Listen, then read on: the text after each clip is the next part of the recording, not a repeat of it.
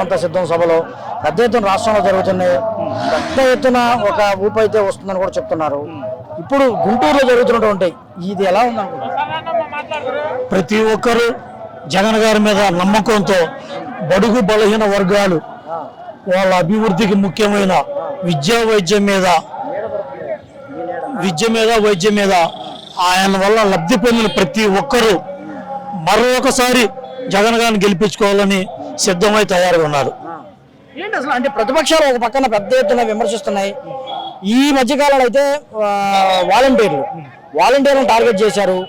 దాదాపు 34 మంది చిన్న అవ్వాతాతలు చనిపోయారు. వారి కళ్ళుకి పచ్చకామెరలు వచ్చిన వాళ్ళకి ఊరంతా పచ్చకాయలు ఉంటాయి అన్నట్టు అభివృద్ధి వాళ్ళ కళ్ళ కనపడదు.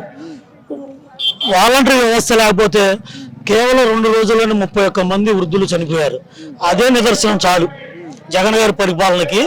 ఇంతవరకు తెల్లారగట్ట 5ంటికే 1వ తారీఖు వెళ్ళి పెన్షన్ ఇచ్చేదానికి వాళ్ళు వచ్చి సచివాలయం తీసుకున్న 2 రోజులకే వృద్ధులు చనిపోవడంలోనే జగన్ గారి మీద ఎంత ప్రేమ ఉందనేది వృద్ధులు చూపిస్తారు. రేపు ముందు నాటికి 64 లక్షల మంది వృద్ధులు ప్రతి ఒక్కరూ ఏదో ఒక అనారోగ్యంతో పాలవుతున్న వాళ్ళు ప్రశాంతంగా ఇంటికి వస్తున్న పెన్షన్ రాకుండా చేశారని బాగుతూ ఉన్నారు. మీరు కూడా చాలా రాజకీయాల్లో ఉన్నారు, చాలా సుదీర్ఘంగా చాలా ఎన్నికలు చూసుంటారు. సంపద సృష్టించడం చంద్రబాబుని సంపద సృష్టిస్తా అంటున్నాడు. ఎప్పుడన్నా చంద్రబాబు టైంలో సంపద సృష్టించి మీరు చూశారు? ఆయన హయాంలో ఏ రోజు ప్రతి నెల బడ్జెట్కే ప్రతి చోట ఎక్కడో చోట అప్పుకి వెళ్ళాల్సిన పరిస్థితి. ఈ రోజు జగన్ గారికి అటువంటిది లేదు.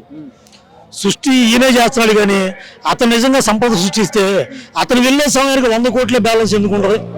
54,000 కోట్లు కాంట్రాక్టుల వ్యవస్థకి అప్పు పెట్టి అన్ని రకాల వ్యవస్థలను నిర్వీర్యం చేశాడు. అది అన్నది బోగస్.